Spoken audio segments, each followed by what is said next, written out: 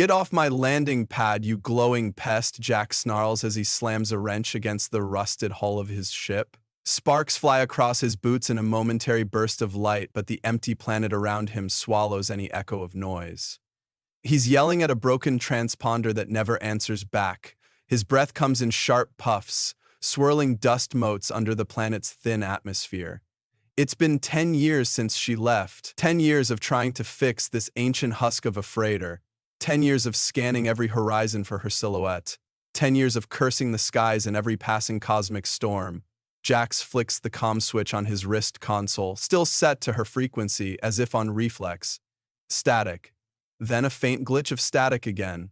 Always that same unwavering hiss. He tries to swallow the dryness in his throat, tries not to remember the way she used to tease him with her luminescent eyes, how she'd brush a slender hand across his chest and laugh at his startled human confusion. She promised, right before she vanished, that she would return in a decade. She said it with a lazy swirl of her serpentine tail and a confident shine in her pale green skin. He recalled how the patterns across her shoulders brightened whenever she was excited or irritated, and with him, she was often both. Now, all that remains is the memory of her trailing voice and an empty space where her presence used to burn like a sun inside his mind. He winces at the hiss of coolant leaking from the ship's engine. She told him in the last moments they shared that if the cosmic tides allowed, she'd be back for him, or so he believed. But a promise can be a fragile thing. He stands on the wide, flat surface of a deserted outpost, the metal plating beneath his feet so old that stepping too hard can punch a hole into the centuries of dust and debris below. When they first landed here, there was chaos. Him, a slaver's vessel chasing them across the sector, her determination to hide him in some crater while she led them away. He thinks of the crash he survived, how he woke to find her leaning over him, glowing fractal patterns across her cheekbones, an amused grin on her lips. She smelled of salt and minerals like the essence of a far-off reef. He'd never experienced a scent so alien yet so strangely comforting, but that was a decade ago, and now he's alone. Jax has spent every day since repurposing broken machinery, forging weapons out of scraps, planting small fields of edible moss in the packs for the outpost's corridors. He's made a life from the emptiness, all for a single day, the day she might come blazing back out of the sky to claim him again. He had never let himself question why he pined so stubbornly. Maybe it was the ghost of her laughter in his dreams. Maybe it was just that promise. He shoves the transponder into his belt and walks along the cracked perimeter, scanning the murky horizon. The planet's sky is a pale beige, a color he once found depressing. Over the years, it's become almost comforting. Distant crags rise jagged against swirling clouds. He's rigged up a series of vantage points around the outpost, each with a tethered rope line so he can zip back when storms loom. He built them for her. If she came in from a direction he didn't expect, he wanted to see it. He left huge markers on the ground, hammered from reflective paneling, so any passing pilot would know there was at least one living soul down here. But no ships have come. Even the raiders and slavers have avoided this outpost. There's nothing of value to take. His companion, if he can call it that, is a silent observation droid that floats behind him on cracked thrusters, occasionally letting out a beep for attention. He calls the droid Date, and the name suits it. Once or twice, he's tried to attract passing vessels with the droid's signals, hoping for rescue or news, but each attempt has ended in heartbreak. No sign of her, no sign of anyone else, and Jax is left to wonder if the entire galaxy forgot about this worthless chunk of rock. He heads back to his scrap home, a cramped place built inside what used to be the station's main cargo bay. He's lined the walls with ancient star charts, pictures he's drawn of her from memory, sketches of her tall form, the subtle curve of her spine, the curious architecture of the wide, ridge-like fins that framed her shoulders.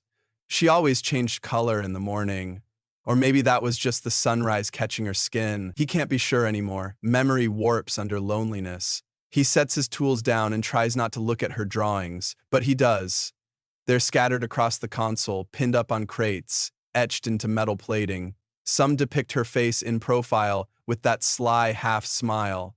Others show her in motion, wearing the regal belt of her exiled house. And one, folded carefully and tucked near his palate, is the only time he drew her, gazing back at him with that tender, unguarded look she wore just once, or she left. He flicks the comm on again. Static. Then nothing. Then suddenly, a crackle, like a surge of electricity. He freezes, heart pounding. He speaks into the receiver, voice raw. Hello? Auralia. The only name he truly knows for her, though she once whispered it was only half her true name. More static, a faint hum. Then it's gone. He wants to throw the device across the room, but instead, he switches frequencies, trying them all. He's done this thousands of times, always with the same result. Still, his heart slams against his ribs. He tries to quell the longing that surges up, a maddening sense that maybe she's near. He steps outside again, his boots crunching on metal shards, scanning the empty landing pad with a hopeless sweep of his gaze. The swirl of dust coats his eyelashes, and the dryness in his mouth reminds him he's running low on water. He needs to salvage from the deeper levels of the outpost again soon, but that means risking the feral creatures that roam there. He steels himself, telling the emptiness, "She's not coming back. You're a fool." But as he says it, memory stabs him with the recollection of her voice, the confidence in her swirling eyes. She was unstoppable, he'd once thought. If anyone could pay a promise like that, it was her. So every day, he lifts his gaze to the sky, half scolding himself for wanting, half yearning for a miracle. And every evening, he flicks the comm to her channel, whispering her name as if it's a spell. He doesn't realize he's still doing it until the static stops abruptly and something else crackles through. This time, it's not a voice, but a sound so low and resonant that his entire body reacts with a jolt. He spins around, scanning the horizon. Then from the swirling dust, he sees a faint, eerie glow approaching. He thinks it's a hallucination. He's been alone for so long. Maybe that's her shape drifting through the swirling grit. Or maybe it's his mind conjuring illusions again. He calls out, "Auralia!" He's prepared for disappointment. The glow flickers, then moves faster. A swirl of dust whips around a slender silhouette. This figure is tall, impossibly graceful, with something trailing behind like a long, fluid tail. His breath seizes. He stumbles forward, wanting to believe it. The figure stops, lifts a single hand with elongated fingers that shine with faint luminescence. Jax can't speak. He's too stunned, too racked with emotion to make sense of it. If this is real, if she's truly here, then the decade of waiting, of questioning his own sanity, has collapsed into this moment. He half runs, half stumbles, a wordless cry coming from his lips. The silhouette steps closer, the glow intensifying. Then he hears her laugh, a low, rippling sound that dances along the wind.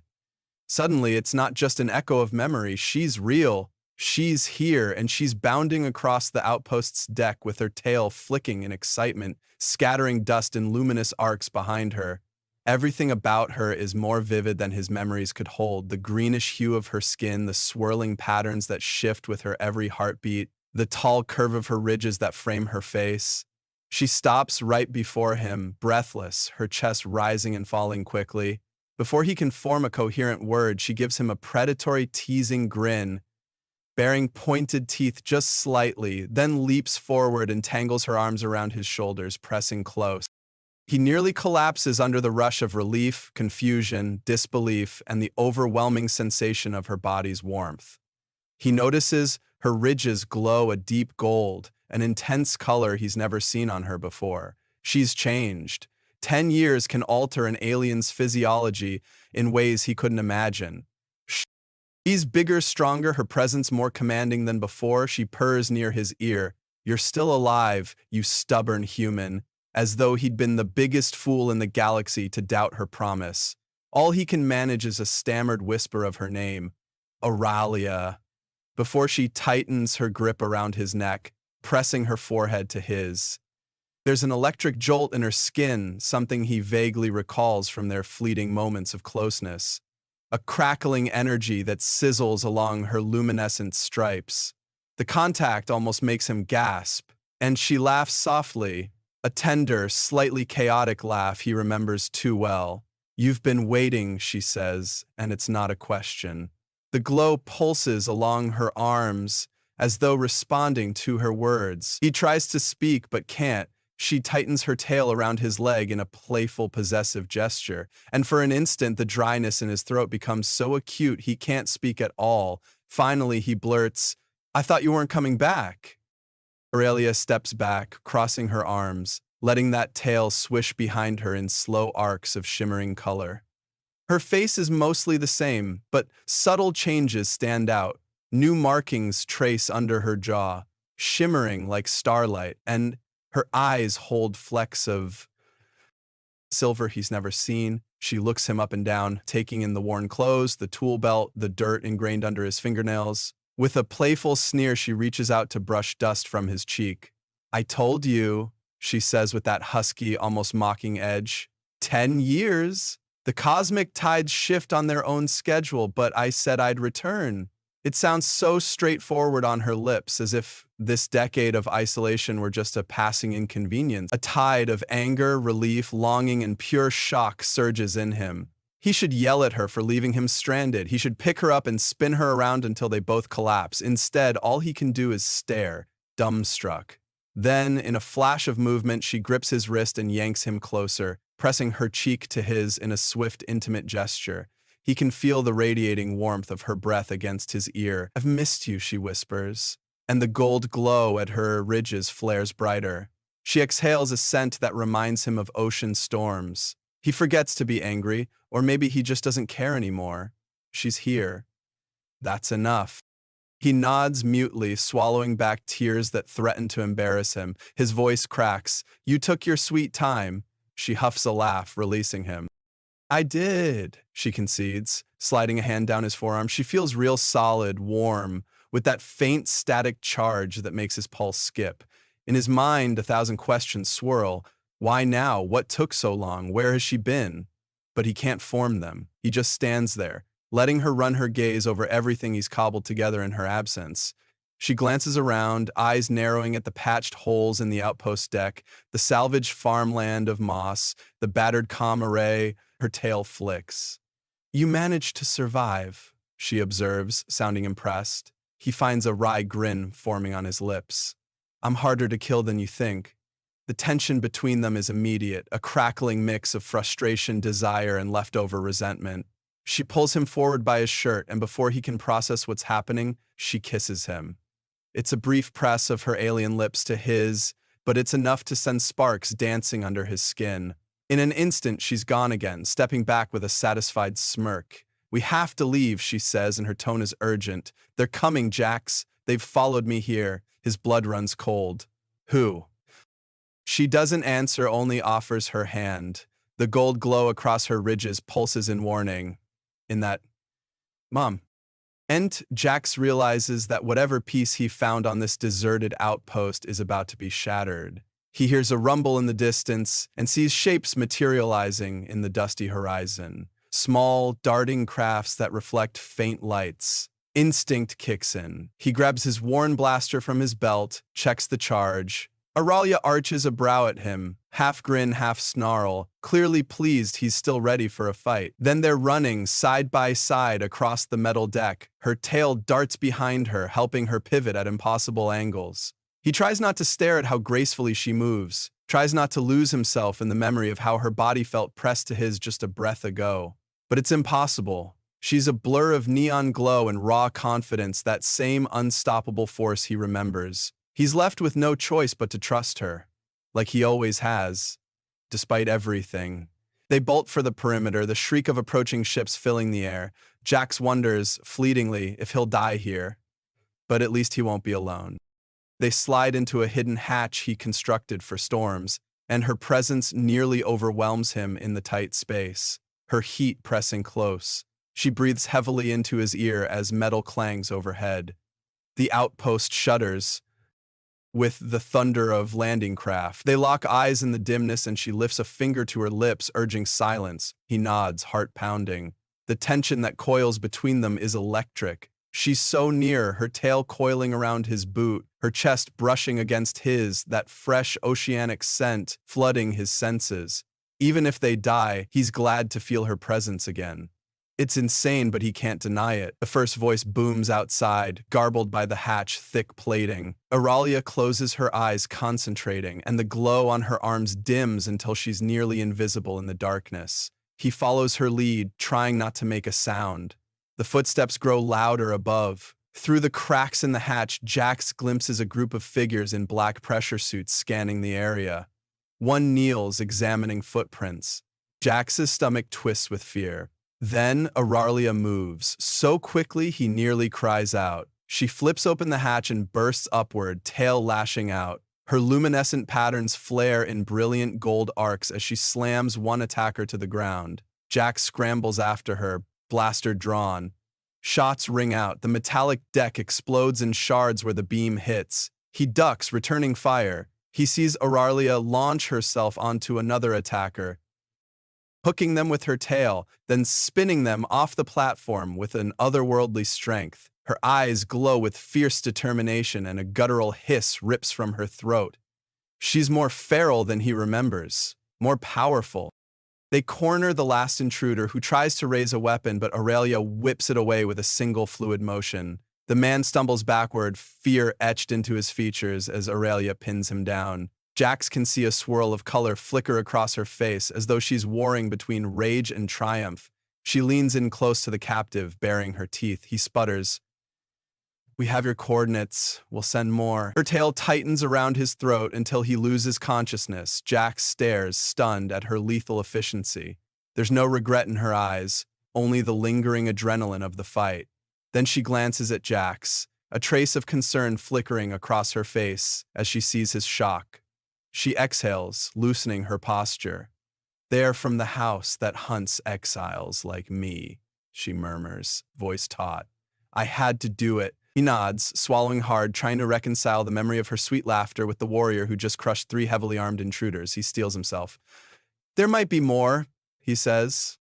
Ropely, "Let's move," she commands, extending her hand. He grips it, feeling the jolt of her skin, the swirling glow that travels up her arm, and they dash back toward the battered cargo bay that he calls home. Every step they take, Jax can't ignore the savage thrill of having her by his side. Years of solitude have twisted his memories into soft illusions.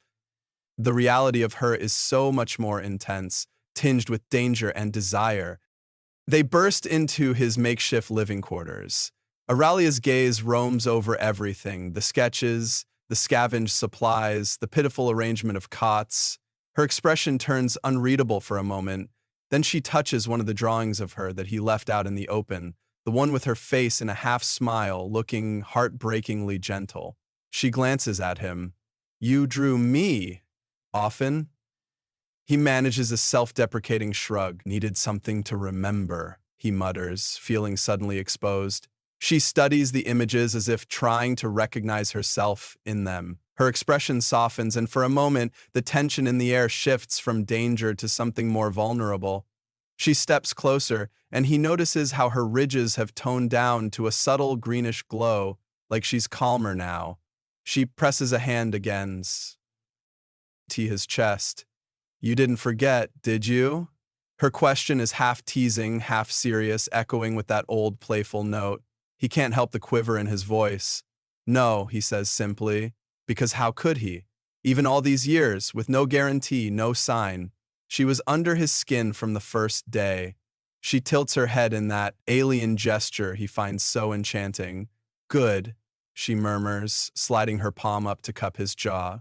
There's a flicker of electricity in the air again, a sharp reminder of how easy it is to fall back into that gravitational pull between them.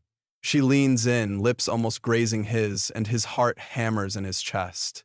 "Because I didn't forget you either," she breathes, and for a second, the ghost of a decade's loneliness is obliterated by her closeness. Then the ground rumbles, the outpost's alarm klaxon, long since broken, but apparently still functional enough to shriek, blares across the deck. They both snap to attention. Auralia's tail flicks in irritation. "We need to get to your ship," she declares, glancing around. Jax shakes his head. "It's a wreck. Hasn't flown in years." Her eyes spark with challenge. "We'll fix it fast," she insists, bounding toward the corridor. He feels an incredulous laugh welling up. Of course, she'd think they can fix an ancient freighter overnight. But with her, half the impossible tasks they tried together ended up successful, eventually, still. He can't help rolling his eyes as he jogs after her, breath quick, feeling alive for the first time in ages. He calls out, "Wait, you mean to go now, in that hunk of scrap?" She doesn't slow. "If we stay, they'll send reinforcements, and this time they won't bother with small squads. I can't let them catch me, and I won't leave you here." The last words come out softer, colored with that unspoken admission. She's risking a lot to come back for him. He's too stunned to do anything but follow as they race through winding passages, passing collapsed doorways, scavenged crates, until they reach the ancient docking bay. The old freighter looms in the flickering light, battered by sandstorms and time. He can't imagine it ever taking off. Aurelia circles it, tail lashing with impatience. "We can do this," she insists as if sheer willpower can resurrect it. "I'll handle the power core, you handle the thrusters. We just need enough lift to break Atmo. After that, we'll jump." He's almost speechless at the plan's insanity. Then he shrugs. "Sure, fine, let's try not to explode." She offers him a wild grin, and for a moment, they're both on the same wavelength, reckless, determined, yearning for freedom. They split up, diving into the ship's bowels. Jax tears open maintenance panels, rummages through cables and power couplings. Aurelia disappears into the engineering chamber, her glow lighting the path behind her. In the background, the planet's alarm hush fills the air. It's like the calm before a storm. He can feel her presence even when she's not in sight, that sense of raw energy thrumming through the metal corridors. The memory of her kiss lingers on his lips, and it's maddening. But there's no time to dwell. He's twisting wires, cross-linking thruster circuits with a backup power line. Everything is precarious. One misstep, and they fry the entire system. As he works, he mutters curses under his breath. "Crazy alien," he hisses. But there's a hint of a grin behind his grim concentration. Every so often, a clang echoes from engineering, followed by Auraria's muffled curses in her own language. The planet's dusty wind howls outside, and he wonders if her pursuers are regrouping. Eventually, the overhead lights in the cockpit flicker. He cheers under his breath. The instrument panels spark to life in a cascade of short circuits and blinking alerts. He struggles with the battered pilot's console, hammering at the override. Then footsteps pad behind him, and he senses her even before she speaks. She leans over the console, her luminous arms brushing his shoulders. "You always had a gift for machines," she purrs approvingly, and he can't help but notice how close she stands. The heat of her body radiates against his spine. He tries not to lean into it. "Don't distract me," he grumbles, but a flicker of amusement plays across his mouth. She slides around to his side, peering at the console. "We have power to the main systems, but the stabilizers are shot. We'll have to hope the emergency thrusters can keep us balanced on takeoff," he snorts. "Great. So we either crash horribly or we get off this planet for good, no middle ground." She taps the console. "Which do you think it'll be?" He meets her gaze, sees the spark of challenge in her eyes. "Well, I'd prefer we live, since I spent a decade waiting for you." A small smile curves on her lips. She touches his chin, tilting his face to hers. "Then let's live," she says softly. For a moment, the tension spikes again. He's hyper-aware of her breath, the flicker of gold across her temples. This time, he surges forward, claiming her mouth in a fierce, hungry kiss that captures all the lost years, the frustration, and the reckless hope. She gasps against him, then reciprocates with a fervor that almost makes him forget the battered console behind them. He feels the press of her lean body, the flick of her tail hooking around his waist. Just as his heart pounds so loud he can't hear anything else, a thud reverberates outside the ship. They break apart, panting. She swears, "They're here! More of them!" Jax leaps into the pilot's seat. "Strap in," he commands, flipping switches. She moves to a secondary console, hooking her tail around a handhold to steady herself. The power couplings hiss, the engines protest with an unholy screech. For a second, Jax fears it'll all blow, But then the thrusters roar to life, shaking the entire docking bay. Dust cascades from the ceiling. He yells, "We have partial lift, hang on."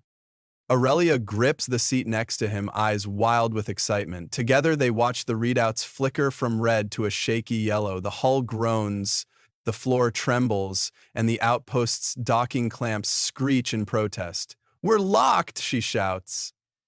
Jack slams the override, pushing the thrusters to max.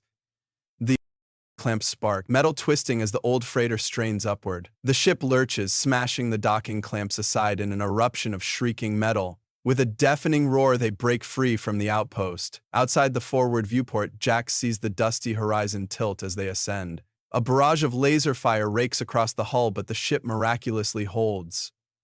In the next heartbeat, they're shooting skyward, engines sputtering in uneven blast. The planet's atmosphere dims from beige to a thin line of pale blackness. G-forces press them into their seats, and Jax prays to every star that the hull won't rip apart. Aurelia's eyes flick to the readouts. "We're losing stabilizer control." Jax grapples with the controls. The freighter lurches sideways, throwing them around the cockpit. He can taste blood where he's bitten his lip.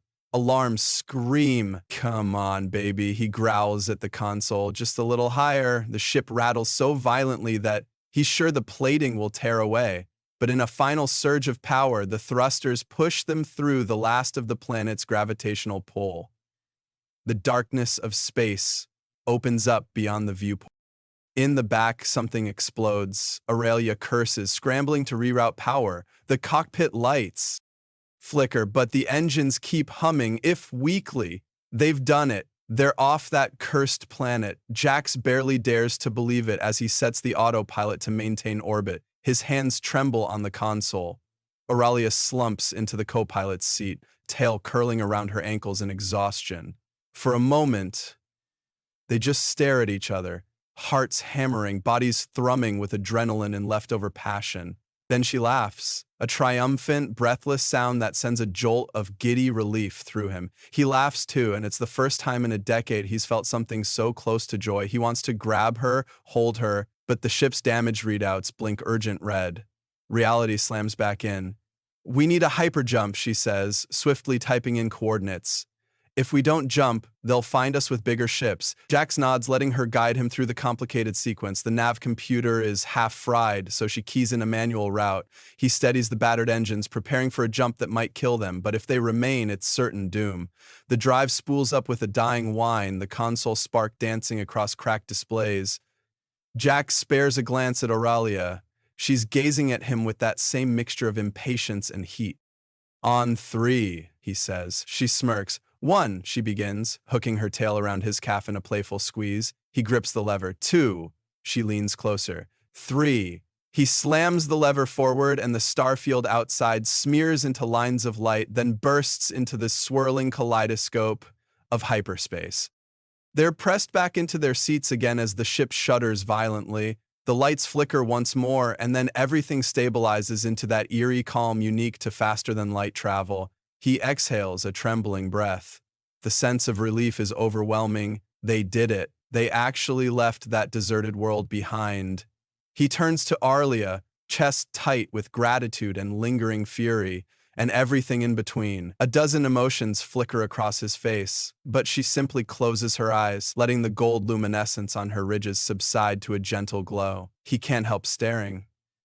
She's become something even more striking in his absence, sharper, more confident, more dangerous, and still the same playful spark lurks under that commanding exterior. He finds his voice. "So?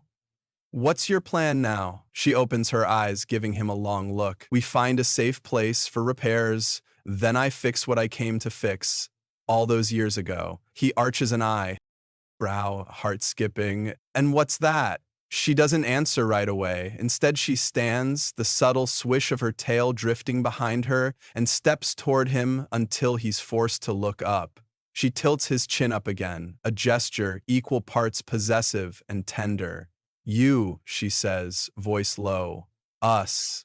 The wave of warmth that washes through him is so potent he almost forgets the battered ship and the threats that lurk behind them in hyperspace. He leans into her touch, letting himself hope for something he feared he'd lost. Her gaze flickers with unspoken longing. For a moment, they both just stand there, hearts pounding in a fragile bubble of calm before the next storm. She runs her hand across his stubbled cheek, her glowing patterns brightening. He grasps her wrist gently, pressing a kiss to her palm, tasting the faint salt of her skin, feeling that static thrill crackle. She lets out a soft breath. Then a console alarm chirps, snapping them from the moment. Auralia's features tense. She returns to the control panel, scanning. They're still tracking us. We'll exit hyperspace soon, she mutters. We can't do a long jump with that old drive. We need to set down somewhere safe. Jax nods, pulling up the star map with trembling fingers. There's a way station near the ruins of Atraxis, usually deserted, she acknowledges with a curt nod. He keys in the coordinates for the next jump, hoping the drives hold together. Neither speaks for a few seconds. Tension coils between them, heavy with everything unsaid. The lost years, her reasons for leaving, the danger that still looms. Finally, Auralia breaks the silence. I know you have questions, she says softly. I do, he admits. But he can't bring himself to ask them yet. He's just too raw, too overwhelmed. She seems to sense that and rests a hand on his shoulder. Let's survive first, she whispers. Then we'll talk. That's enough for now. So he sets his jaw, grips the controls, and prepares for the next jump. As they slip into the swirling lights of hyperspace again, Jax's mind swims with adrenaline and exhaustion. He wonders if he's about to wake up from some delirious dream. Maybe tomorrow she'll be gone again. But the weight of her hand on his shoulder is real. The faint hum of her breath in his ear is real. And that's all he needs to keep going. After a quiet interval of silent, restless flight, the hyperdrive pings, signaling their drop. He braces. The freighter slams out of hyperspace with a jolt. Spitty!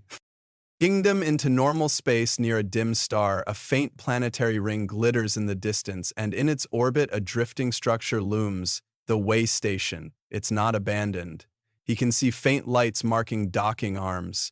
Auralia leans over the sensor readout, scanning. We might have to barter for parts. Keep your guard up, she warns. Jax smirks, adjusting his blaster holster.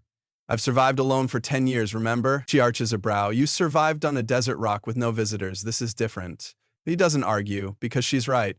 She's the one who taught him the savage ways of the galaxy. He's grown used to isolation, not cunning negotiations with unscrupulous station masters. They guide the ship toward a docking collar. The interior gravity system rumbles as the freighter latches onto the way station with a metallic clang. Jax powers down the thrusters, leaving minimal life support. Ready? She eyes him with a flicker of mischief. I think you should let me do the talking. He attempts a grin, but the tension won't quite leave him. Be my guest. They open the freighter's hatch to the stale air of the station. It's dimly lit, with flickering neon signs and alien scripts.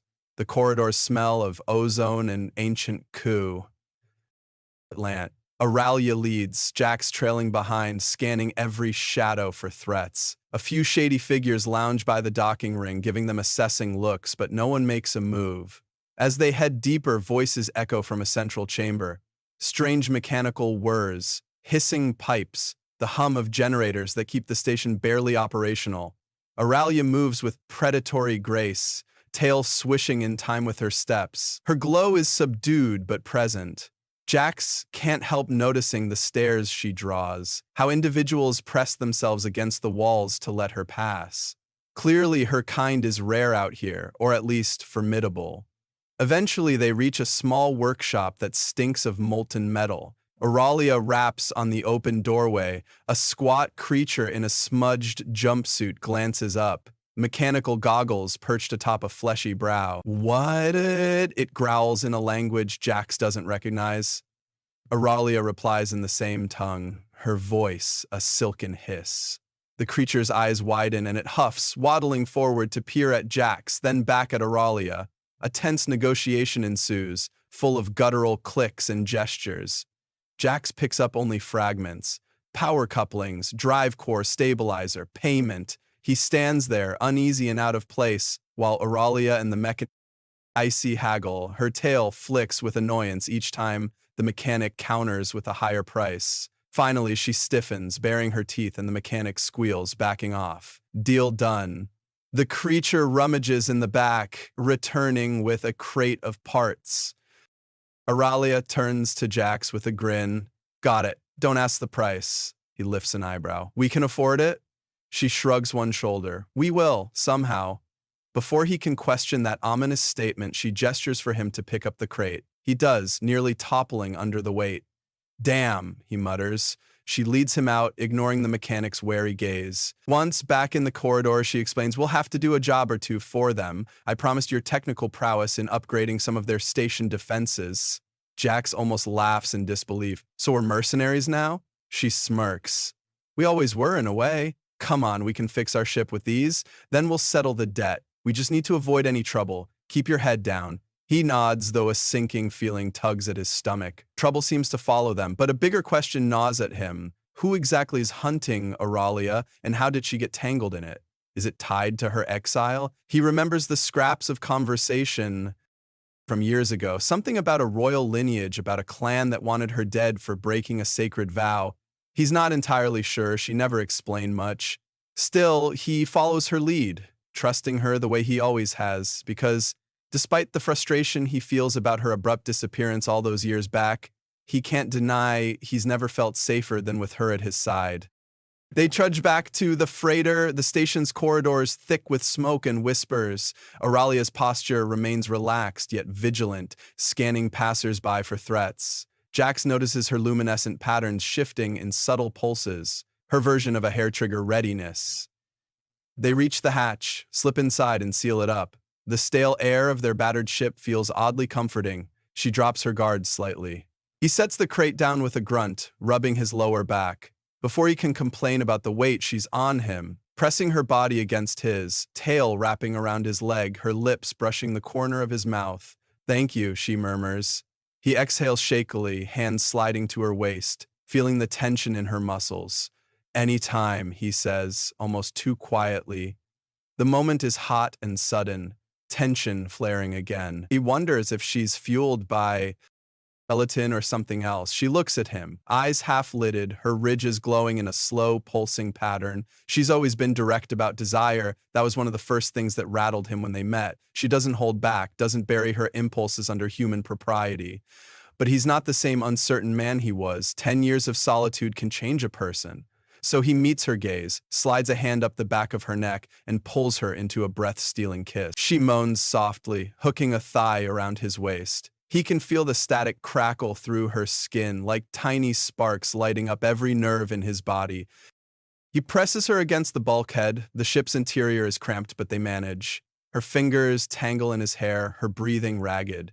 It's a chaos of pent-up longing colliding with the simmering tension that's defined them since the day they met.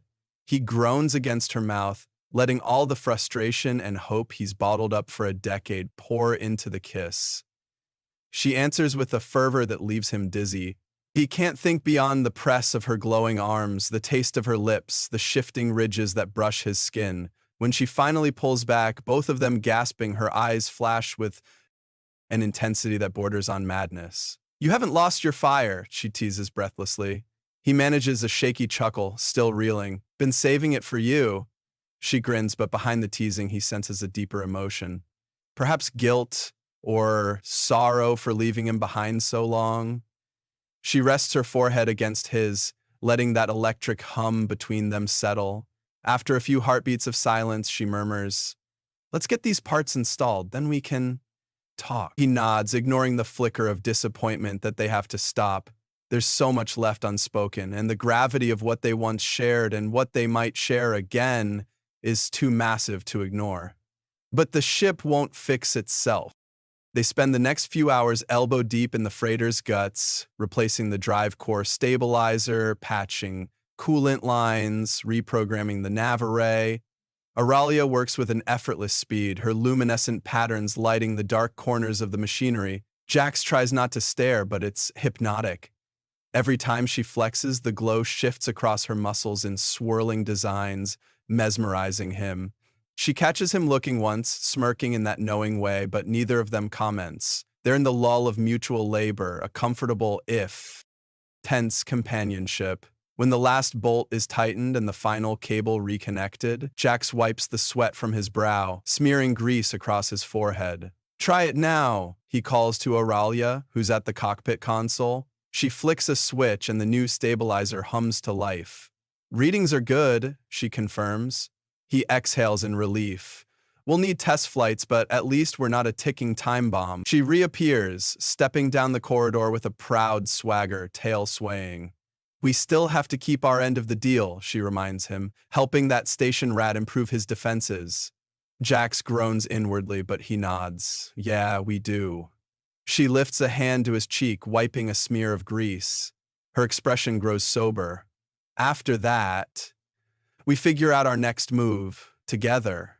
The word "together," rolling off her tongue with gentle certainty, sparks something warm in his chest. He just nods, because for all the tension and unresolved questions, he wants that future, or at least to see where it leads. They share a quick meal of packaged rations, still more appetizing than the moss Jax lived on planetside. The darkness of station night cycles drifts in. Auralia checks the sensors. "No sign of pursuit yet," she says quietly. "We might have shaken them for now." Jax wonders if he should ask who they are, but he remembers her words, "Let's survive first." He stands behind her, resisting the urge to wrap his arms around her waist. The memory of her body pinned under his and that scorching kiss is fresh. But so are the images of her savage fight, the cold efficiency with which she dispatched enemies.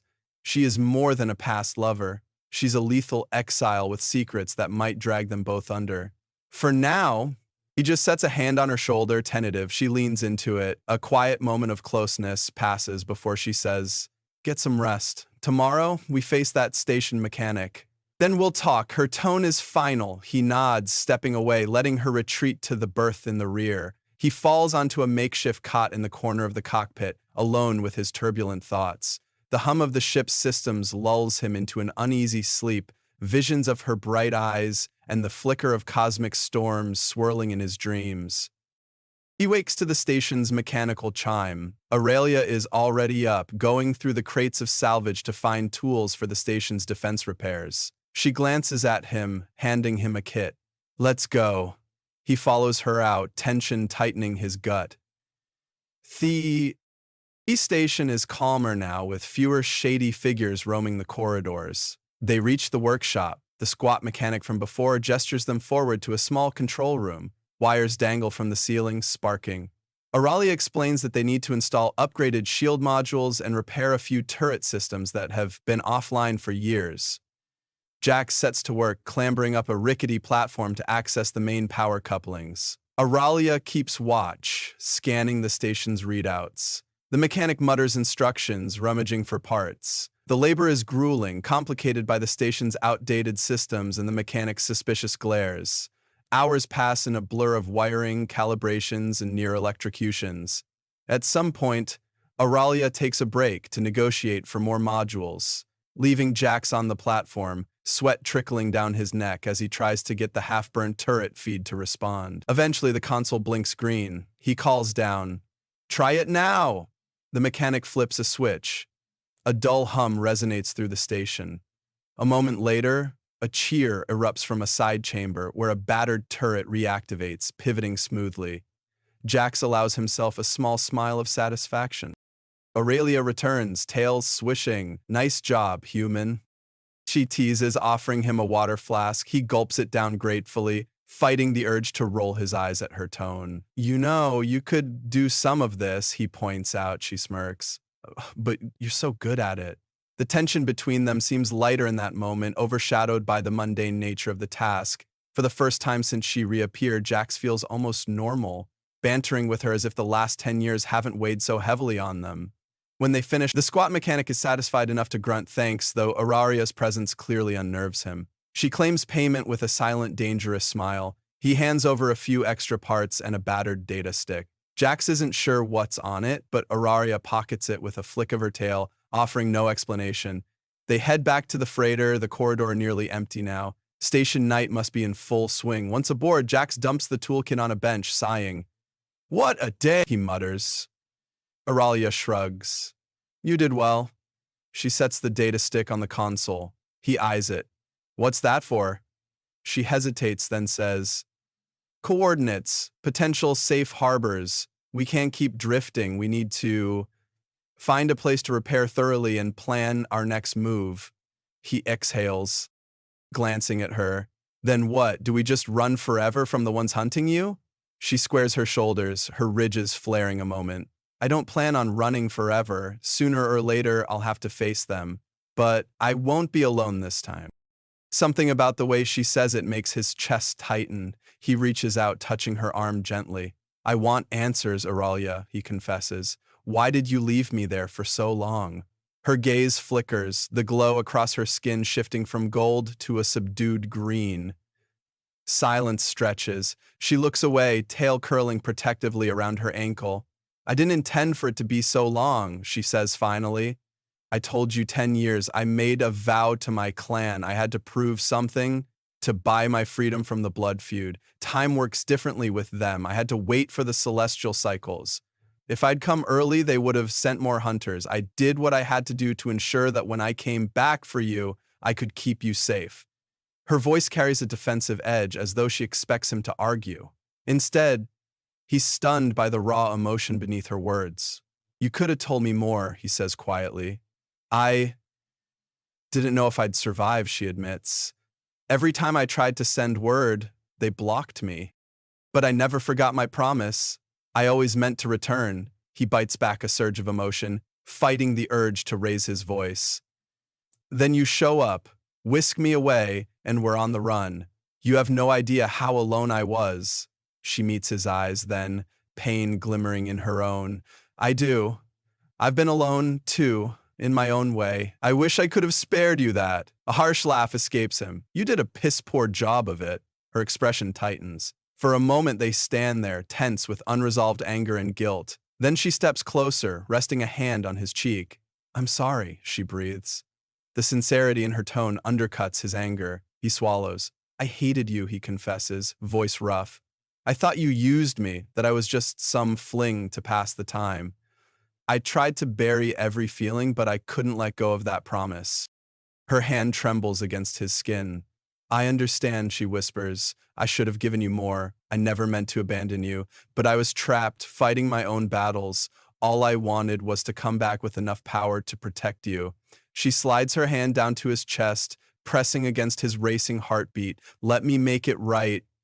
He stands there, breath ragged, teetering between resentment and the deep longing. Hats kept him alive all these years. Finally, he exhales shakily, letting his forehead drop against hers. Just don't vanish on me again. She closes her eyes, the glow across her ridges warming softly. I won't, she promises. For a moment they linger like that, foreheads touching, hearts hammering in unison. Slowly he cups the back of her neck, pulling her into a gentle kiss. This time it's soft, apologetic, full of regret for lost years and hope for what might come next. Her lips part against his, a quiet moan escaping, and the tension morphs into a poignant yearning. His hands slide down her arms, feeling the gentle static that's always there, a reminder of how different she is and how vital she's become to him. When they break apart, she brushes a tear from his cheek, though he didn't even realize he was crying. Let me show you something, she murmurs. She takes the data stick and plugs it into a console, pulling up a star chart. A swirling cluster of coordinates appears, dotted lines forming paths to remote sectors. She points to one with a faint circle. This is a hidden system. My mother's clan used to hold territory there. It's long abandoned now, but there's a temple. My family's refuge. We can go there, repair the hit properly, and figure out how to fight back against those who want me dead. Jack stares at the map. A temple in the middle of nowhere?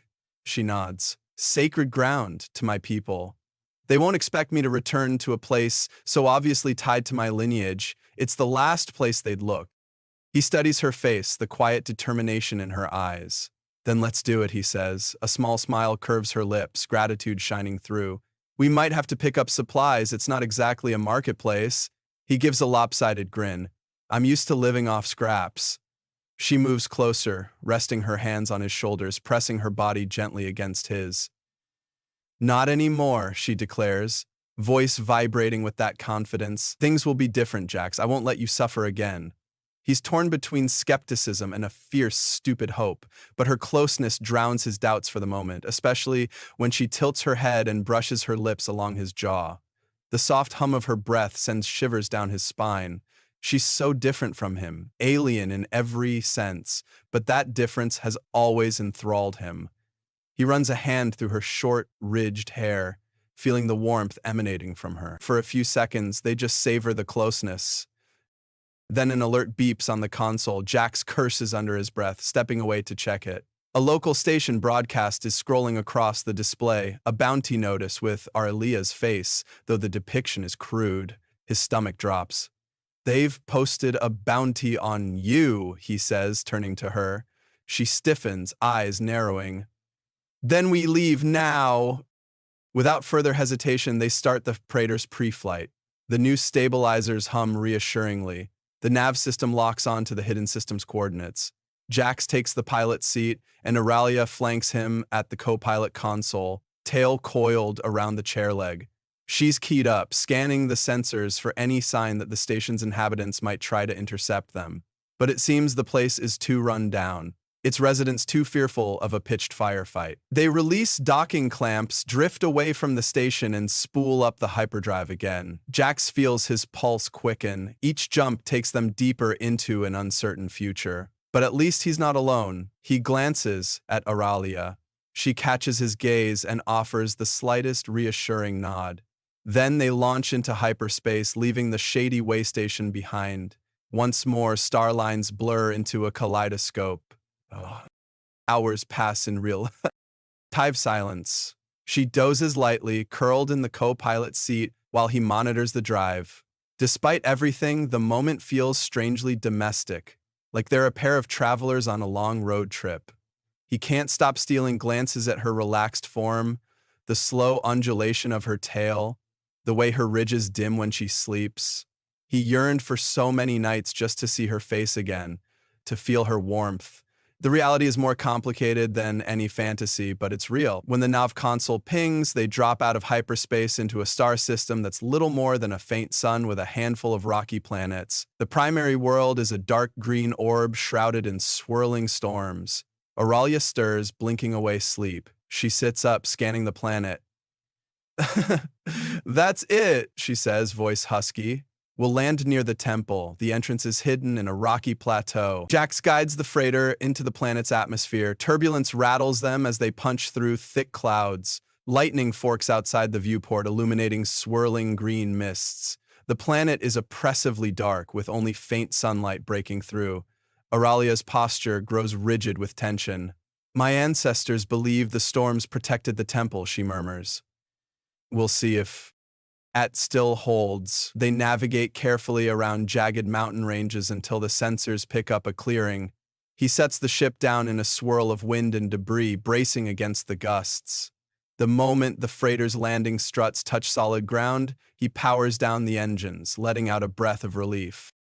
They gather supplies, tools, weapons, rations, anything they might need in the unknown temple. Auralia shoulders a small pack, adjusting the strap across her chest. The glow across her arms grows brighter in the planet's dim light. She glances at Jax. You ready? He nods, heart pounding. The ramp lowers, and they step out onto slick, moss-covered stone. A howling wind whips around them, carrying the scent of wet earth and electric storms. Aurelia leads the way, boots squelching against the ground. Her tail occasionally flicks droplets from the rain-saturated air. The gloom is nearly impenetrable, but her glow guides them forward like a living torch. They ascend a steep path, the rush of wind and distant thunder echoing around them. Jax scans the rocky terrain, noticing shapes that might be pillars or ruined statues, half devoured by moss and lichen. Auralia occasionally runs a hand over them as if confirming their presence.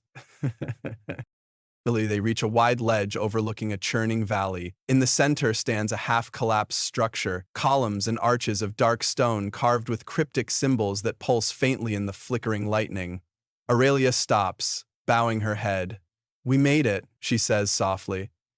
Jax approaches, uncertain. He feels the weight of centuries in this place, the oppressive humidity, the sense of hidden power.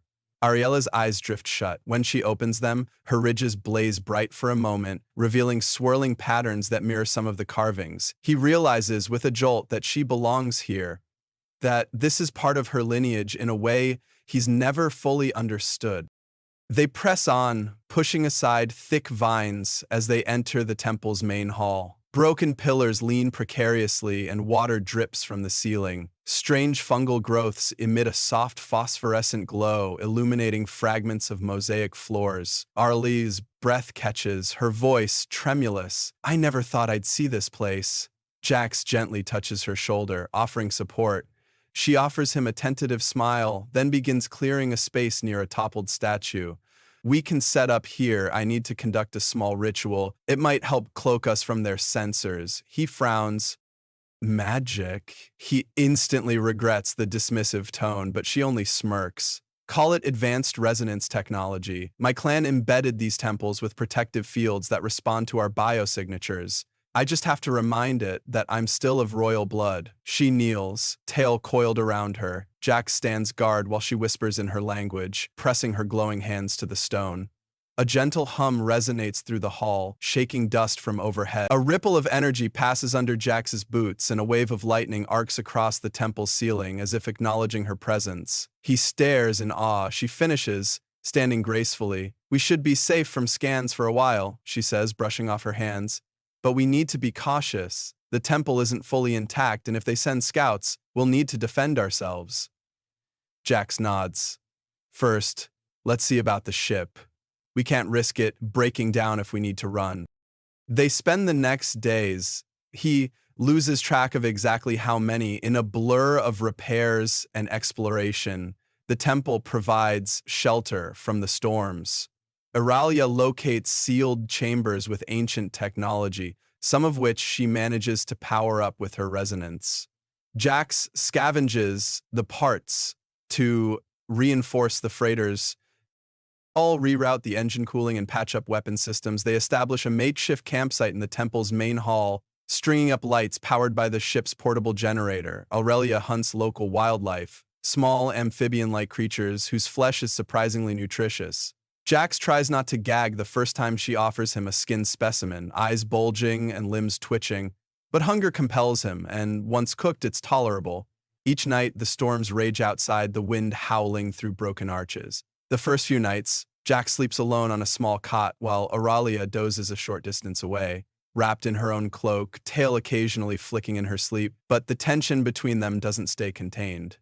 On the third night, after a long day of sweaty labor repairing coolant lines, Jax finds Aurelia kneeling by a side pool, washing away grime. Lightning illuminates her form, highlighting the shifting glow across her wet skin. It's mesmerizing, and something within him snaps. He steps closer, boots crunching on loose stones, heart pounding so hard he can barely speak. She turns, water trickling down her arms, those fractal markings shimmering with each breath. She offers a half smile, tinted with misski. "Come to wash?" she teases, voice low. He steps to the pool's edge, stripping off his shirt, trying not to think too hard about what he's doing. Her eyes graze his torso, lingering on the scars from his scavenger days and the new lines of muscle from harsh living. Without a word, she shifts closer, letting her tail brush his thigh underwater. The intimate contact sends a wave of heat through him. He cups water in his hands, pours it over his arms, ignoring the goosebumps. She watches, biting her lower lip. Neither moves for a long moment, then her tail slides higher, and he exhales a shaky breath. He dips his hand in the water again, gently rinsing the grime from her shoulder. She closes her eyes, leaning into his touch. He can feel the subtle vibration of her luminous markings pulsing under his fingertips. It's a sensory overload, the humid air, the distant thunder, her alien warmth. After what feels like hours of charged silence, she opens her eyes and whispers, "Closer." So he moves nearer, until he's standing waist-deep in the pool with her, the water lapping at their bodies. She slides her hands up his chest, her breath catching. She feels so alive, so present, every inch of her humming with that static energy. She guides. his hand to the ridges just behind her ear, a spot that seems hypersensitive. He strokes it carefully and her entire body quivers. A soft, throaty sound escapes her. He's never heard anything so alluring. He can't resist anymore. Leaning in, he claims her mouth, the taste of cool water mixing with the heated press of her lips. She kisses him back with slow, pent-up hunger, arms sliding around his neck, pulling him in deeper. Their bodies collide, water rippling around them, the electric spark between them amplifies, and he's momentarily lightheaded from the intensity of it. She moans against his mouth, pushing him back until his spine meets the slick stone of the pool's edge. Her tail curls around his thigh, anchoring him in place while she grinds her hips forward, a rhythmic movement that sends a dizzying jolt through him. The world seems to narrow to just them, the pounding of their hearts, the crash of distant thunder, the water swirling around their legs. He explores her with trembling hands, tracing the grooves of her skin, the subtle ridges along her spine, the alien contours that define her shape. She's smaller than him, but stronger in ways that always astonish him. When she shifts, pressing her chest to his, he can feel her heartbeat thrumming against him. Their kisses grow urgent, half drowning in the steam of their own desire. She breaks away only to gasp for breath, then sinks her teeth gently into his lower lip, drawing a ragged groan from his throat. The primal thrill of it courses through him. The tension that's built since the moment she reappeared on that desert outpost finally finds release in a cascade of limbs, water, and raw need. She grips his shoulders, pushing down to align their bodies in a way that makes him shudder. The friction is maddening. They spend what feels like an eternity in that pool, lost in each other, half lost to the storm's noise. He finds every sensitive spot along her hips and tail, reveling in her hisses of pleasure. She traces patterns across his skin with her glowing fingertips, leaving trails of warmth that feel like living lightning. When she finally wraps her legs around his waist, the invitation is unmistakable. He meets her gaze, seeking any sign of hesitation. Her eyes shimmer with pure, feral longing. That's all the confirmation he needs. Their joining is as chaotic and electric as everything else between them, a tangle of slick skin and muffled moans echoing off the temple walls. The heated fricty on between their bodies borders on delirium, lighting every nerve ablaze. She arches her back, pressing her chest to his, and the ridges along her spine glimmer brighter in waves. He loses himself in the sensation of her, the living embodiment of a promise kept. They ride the crest of that moment until it breaks over them, leaving them breathless, clinging to each other as the storm surges outside. Then they collapse against the stone, water lapping at their legs, hearts thrumming in unison. She rests her head on his shoulder, her glowing marks fading to a gentle pulse. They stay entwined for a while, letting the water soothe overheated skin. Eventually he shifts, kissing her forehead. She nuzzles closer, tail still looped around his thigh possessively. He's not sure what words to speak, if any, but she tilts her head up, eyes filled with an unguarded softness he's rarely seen. "I needed that," she confesses, a hint of laugh in her voice. He huffs a grin, pressing a kiss to her temple. "So did I." Their closeness feels less frantic now, more tender. The tension they've carried for so long has found at least one outlet, though he knows their problems aren't solved.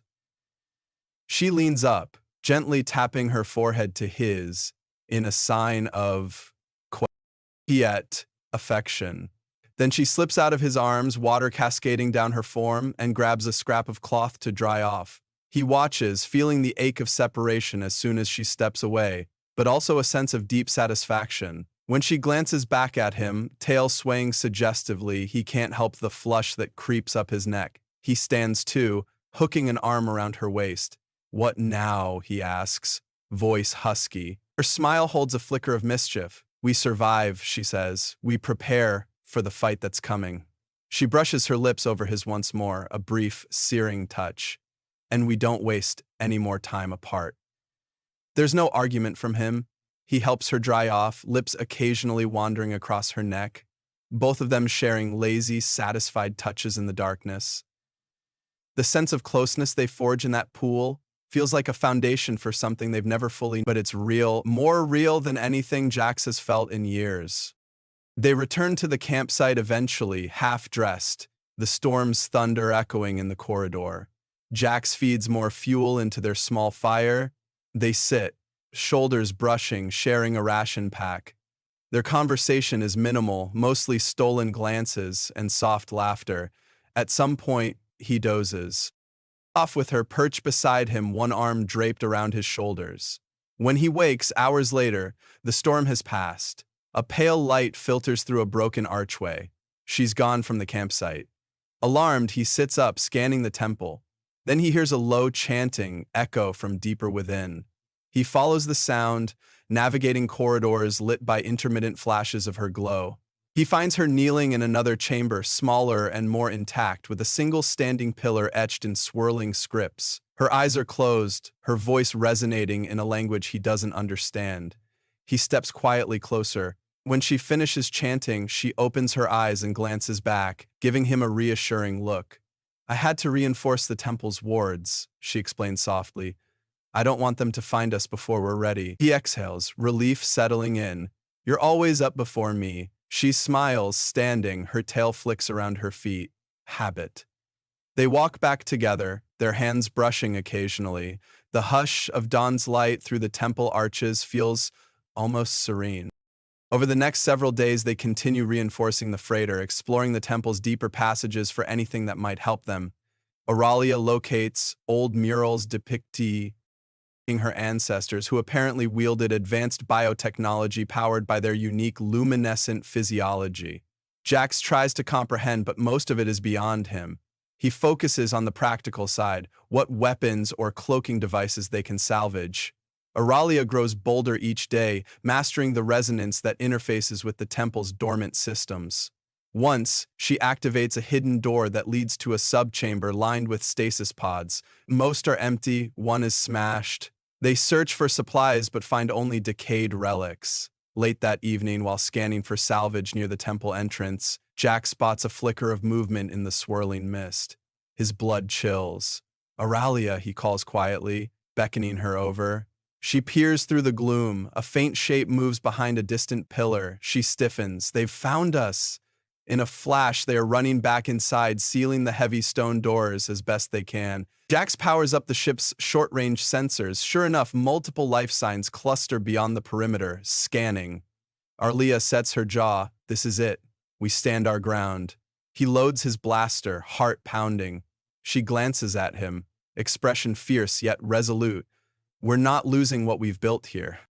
They barricade the ants halls, set up improvised defenses using the temple's resonance triggers. Auralia shows him how to activate certain glyphs that release sonic pulses, disorienting intruders. When the first wave of attackers pushes inside, clad in dark armor with scanning visors, the temple's corridors erupt in bursts of swirling light and sonic booms. Jax and Auralia strike from the shadows. She's lethal with her tail and natural agility, weaving between foes, delivering devastating blows. Jax supports her with blaster fire, picking off targets from behind cover. The intruders are well-equipped, possibly mercenaries or bounty hunters, but they didn't anticipate the temple's labyrinth or Auralia's determination. The battle moves deeper into the ruins, columns toppling amid bright flashes of gunfire. Jax's heart pounds, fear clawing at his throat each time he sees an attacker draw near her. But she's unstoppable, a blur of luminous fury. A second wave storms in, cornering them near the central hall. He's pinned behind a broken pillar, returning fire while she tries to activate another glyph. Sparks rain down, and Jax's blaster is running low on charge. His arms tremble with fatigue. At last, she triggers the glyph, and a pulse of bright, shimmering energy floods the chamber, staggering their enemies. Jax seizes the opportunity, leaping from cover to fire off the last few shots, sending the intruders sprawling. Smoke fills the air, the smell of singed metal stings his nostrils. As the last mercenary collapses, the hall goes quiet except for their ragged breathing. Auralia stumbles slightly, a gash on her forearm seeping bluish fluid. Jax rushes to her, cradling her. She winces, but her eyes are sharp. "I'm fine," she insists. He helps her limp to the main hall, where he bandages her arm with trembling hands. She's panting from exhaustion. the glow in her markings fluctuating with each pulse of adrenaline.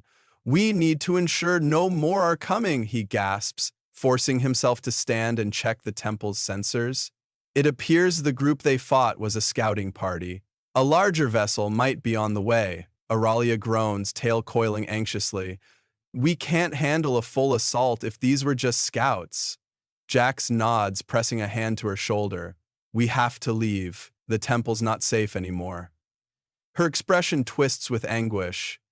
"I wanted to reclaim this place," she says softly. "But if it means losing you—" She doesn't finish. Instead, she allows him to help her up. They rush the freighter, ignoring their exhaustion. The storm outside intensifies, as if the planet itself rages at the intruders. They lift off in swirling winds, the ship straining against the buffeting gales. Auralia slumps in the co-pilot seat, clutching her injured arm while Jax fights the controls. Lightning cracks across the viewport, but the battered freighter climbs. Over the comm, a hail crackles. A harsh voice demands their surrender. Jax snarls, "Not a chance," and accelerates.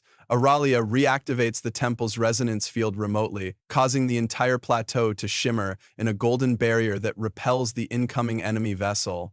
It buys them just enough time to break atmosphere and spool the hyperdrive. As they tear away from the planet, Jax can't help a pang of regret. It felt like a place that could have been theirs, somewhere to start anew, but they have no choice. He shoots a worried glance at Auralia, who's gone pale, her breath shallow. "Hold on," he urges, stabilizing the ship's flight. She nods weakly. The swirl of hyperspace envelops them. Once they're safely in FTL, he rushes to her side. She waves him off. "It's not fatal," she mutters. "I just need to rest." Reluctantly, he helps her to a cot in the back. Her eyes flutter closed. The luminous markings flicker in a slow pain rhythm. Jax sets about cleaning her wound properly, feeling his heart clench at the sight of her blood. He's not sure how to treat her alien physiology beyond basic steps, but she guides him in a faint whisper. Eventually, she drifts off, exhausted by blood loss and stress. He stays by her side, holding her hand, the weight of their uncertain future heavy on his chest. There's no sense of relief now. They've escaped, but they're back on the run, deeper in danger than ever. He leans his head against her arm, silently vowing not to lose her again, no matter what hunts them. Days merge into a haze of evasion and short hyperspace hops. Auralia recovers slowly. Each time she regains consciousness, her eyes burn with frustrated determination. "We have to strike back," she insists one evening when Jax offers her water. He hesitates. "There's only two of us." She attempts to sit up, wincing. "I know how to rally allies. My clan might be scattered, but not all of them will want me dead." He sets the water aside, carefully helping her upright. "You're sure?" Her ridges pulse with a faint glow. "I have to be.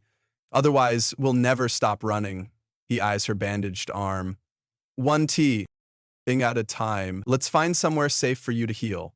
She doesn't argue, but her tension remains. He can feel her restless energy, even when she's too weak to move. Over the next few jumps, Jax locates an uncharted station rumored to be a safe haven for outcasts. The approach is nerve-wracking. If it's a trap, they're finished. But it turns out to be a hidden pocket in a nebula, lit by swirling blue dust clouds. The station, built into an asteroid, houses a rough collective of exiles and rogues, perfect for them. Once docked, they keep a low profile. Auralia recovers in the ship while Jax ventures out to trade for medicine and coolant, wearing a hooded cloak to avoid being recognized. The station is cramped, reeking of unwashed bodies and stale air. He barters everything he can spare for vials of alien medical gel, hoping it'll help Auralia's wound heal faster.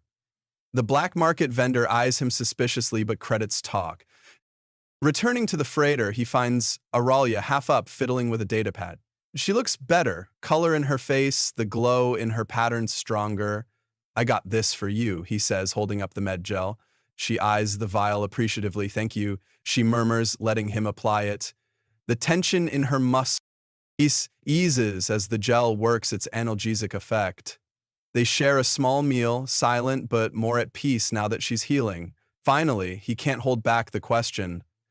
"What's next, Auralia? How do we stop them from hunting you forever?" She sets down her spoon, meeting his gaze. My clan is fractured. The house that hunts me wants to wipe out any claim I have to my mother's lineage, but if I can gather enough loyalists, others like me, exiled for refusing to follow their twisted traditions, we can challenge them. The only way to end the bounty is to confront them head on. Jax exhales, mind racing. That sounds like war. She nods solemnly. A small one, maybe. But I'd rather fight than spend my life running. He studies her face, the fierce set of her jaw, the unwavering certainty. A mix of admiration and fear coils in his chest. I'll stand with you, he says quietly. A faint smile flickers across her lips. I hoped you would. She covers his hand with hers, that familiar spark of electricity igniting under her touch. Are you sure you want this, Jax? I know what you lost because of me. He leans in, pressing his forehead to hers. I lost myself more when you were gone. I want to fight at your side. Whatever that means. In the days that follow, they carefully plan how to track down possible allies.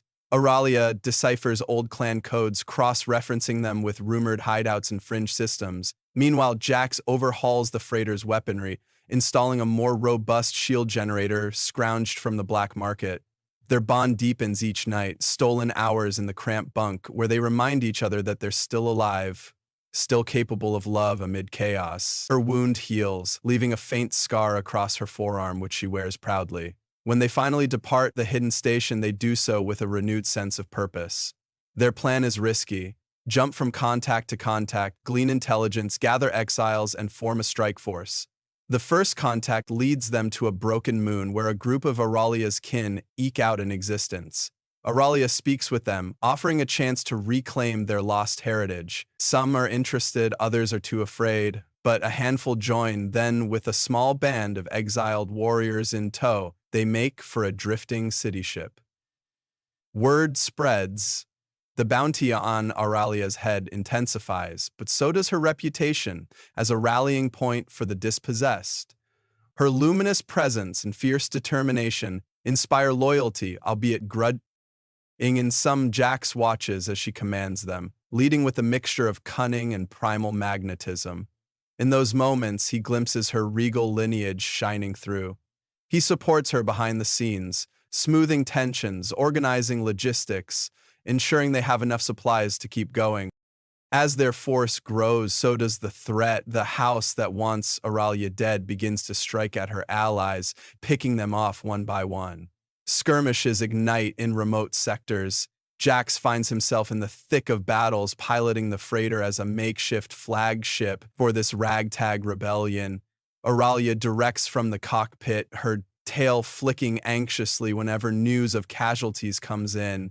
Her glow has taken on a deeper hue, reflecting the intensity of her emotion. Despite the chaos, their bond remains an anchor. When the worst of the fighting passes, they find solace in each other's arms, quiet moments stolen in corridor corners, or the hush of a starlit cargo hold. They lean on each other's strength, forging a connection that's no longer just attraction, but a deep, unspoken partnership. Weeks turn into months of pitched conflict. The final stand looms as intelligence reveals that the house's patriarch is traveling to a fortified station, bringing advanced reinforcements. Auralia sees an opportunity. If they strike there and publicly defeat him, the clan's hold over her and her allies could shatter. It's a gamble, but she's done running. Jax steels himself. He's survived 10 years on a desert outpost for her. Now, he'll risk everything again. On the eve of the battle, they gather in the freighter's cargo bay, which has become a makeshift command center. Exiles from various species huddle around a holomap. Auralia's luminescent skin casts dancing reflections on the walls. She lays out the plan with calm authority, voice resonating in the hush. When she finishes, an electric tension grips the room. Jax steps forward, scanning the ragtag group. We fight for our freedom and for each other, he says, feeling his own nerves tighten. Murmurs of agreement ripple through them. They break to prepare. Auralia lingers, shoulders slumping as the weight of command settles on her. Jax approaches, resting a hand on her back. She leans into him, exhaling shakily. I'm terrified, she whispers. He kisses her temple. the tang of her unique scent filling his lungs. Me too, he admits, but we'll face it together. She nods, turning to embrace him fully. In that quiet, stolen moment, they cling to each other, drawing strength. Then they part to ready themselves for the impending storm. The assault on the fortified station is a whirlwind of laser fire and clashing ships. Auralia's exiles attack in coordinated waves, guided by Jax's strategic flying. Under covering fire, Auralia boards the station with a strike team, determined to confront the House Patriarch. Jax can't see her in the chaos, but he hears updates over comms. "We've breached the corridor. Heavy resistance." His heart hammers each time the line goes silent. Outside, the space battle intensifies. Hulls explode, scattering debris across the void. Jax maneuvers the freighter through heavy fire, sweat dripping down his temples, all for the chance that Auralia will emerge victorious. Then a surge of relief. "We have him cornered," crackles through the comm. Minutes later, an explosion rocks the station's core. The Patriarch's vessel attempts to flee, but Jack's exiles intercept it. A final torrent of weapons fire cripples the enemy. The station goes quiet. Jax barks into comms, voice trembling. "Auralia, report!" Silence. He feels like he might die in that terrible pause. Then her voice, ragged but alive. "It's done. He's surrendered." The wave of relief leaves high. "I'm lightheaded. She's alive. They've won." In the aftermath, the exiles take control of the station. The House's forces withdraw or pledge fealty under the new balance of power. It's not a neat victory. There are casualties, pockets of resistance, deep-rooted feuds that won't vanish overnight. But the immediate threat is ended. Auralia stands in the ruined command chamber, the Patriarch bound and glowering at her feet. She's battered, her luminescent patterns flickering weakly, a sign of her exhaustion. Jax rushes in, heart in his throat. He sees her standing tall, even with blood matting her hair, and he lets out a breath he didn't realize he was holding. She notices him, a slow, grateful smile tugging at her lips. Without hesitation, she limps forward, tail dragging, and collapses into his arms. He holds her fiercely, ignoring the stares of the other exiles. They've bled, sweated, and nearly died for this moment. She shudders in his embrace, relief coursing between them like a current. Later, when the dust settles, they gather around a flickering, hollow communicator that broadcasts the news of the House's defeat. Auralia's name carries weight now. No longer a hunted exile, but a recognized leader among her scattered kin. Word spreads. The bounty is rescinded, though. Pockets of loyalists remain. She's free. Amid the battered corridors of the station, Jax finds a quiet corner to catch his breath. He leans against a scorched wall, letting the chaos swirl around him. Then she appears at his side, eyes soft. She slips a hand into his, lacing their fingers. Neither speaks for a while, letting the enormity of what they've survived settle. Finally, Auralia breaks the silence. "You could go anywhere now. You're free too." Jax turns to her, expression incredulous. "Are you trying to get rid of me?" She snorts softly, that playful glint in her eyes returning. "Never," she sobers. "But I won't hold you to anything if you feel you've done enough." He regards her for a long moment, feeling the echoes of their shared nights, the heat of her skin, the laughter, the tears, the risk, and the hope. "I made my choice," he murmurs, lifting her knuckles to his lip. "I'm with you." Her ridges glow in a soft wave of emotion. She tilts her forehead to his, that old, intimate gesture. He closes his eyes, savoring the connection. "So what now?" he whispers. She exhales, the tension draining from her posture. "We rebuild," she says simply. "All of us. And I keep my promise to you, the one I made a decade ago, that we'd face the galaxy together, whatever it takes." He smiles, drawing her closer. "I'm in." They watch as the exiles secure the station, forging a new haven for those cast out by oppressive houses. It's messy, but it's theirs. Day by day, they transform it from a fortress of fear into a place of tentative hope. Auralia organizes relief efforts for wounded allies, negotiates alliances, and ensures no further hunts take place. Jax helps by tinkering with the station's infrastructure, applying the scavenger expertise he honed over his lonely years. Sometimes they still argue. She's impulsive, he's cautious, but their bond only grows stronger. Over the next weeks, stability takes root. Auralia's luminescent presence becomes a beacon of unity among her people, and Jax finds himself accepted in ways he never imagined. One evening, while strolling through the newly repaired docking bay, they pause before the old freighter that started it all. Its hull is blackened and scarred, but it's a symbol of their journey. Aurelia runs a hand along the plating, eyes distant. "We could travel now, anywhere we want," she muses. He leans against the hull, arms folded. "Wherever we go, I'll follow," he says, still half in awe that they've come this far. She studies him, her gaze so intense it feels like a physical touch. Then, with deliberate care, she presses him against the ship, tail wrapping around his waist. He sucks in a breath as she leans in, her lips brushing his ear. "I love that you waited," she murmurs, voice rough with emotion. "Even when it was foolish, even when it hurt." He swallows, heart clenching at her admission. "I'd do it again," he confesses, though he hates to think of the pain. She places a gentle kiss on his jaw. "No more waiting," she promises. "I'm here now, and I'm not leaving you behind." They share a tender laugh, then meander through the station corridors until they reach a window overlooking the stars. She slips her hand into his, threading their fingers. Her glow is subdued, content. He pulls her closer, resting his chin atop her head. A comfortable silence drapes over them as they gaze into the infinite darkness. For the first time, it doesn't feel lonely. They have each other, and a future that might actually be worth living. Eventually, he breaks the silence. "Do you think we'll ever settle on a planet?" She tilts her head thoughtfully. "Maybe. Or maybe we'll roam the galaxy, helping others like us who've been aside. We have a station now, a base of operations. And I have you." She lifts her face to his, eyes brimming with warmth. He bends down, capturing her mouth in a slow, lingering kiss that conveys all the devotion, all the gratitude. When they part, she sighs contentedly. "Whatever we do," she murmurs against his lips, "we do it together." He nods, smiling against her skin. Together. The word resonates in his soul, carrying a gentle finality to the years of solitude and longing. They remain by the window, lost in each other, as the station hums around them, forging new beginnings. The stars beyond hold countless secrets, dangers, and possibilities, but for now, in this moment, they have found the one thing that matters most.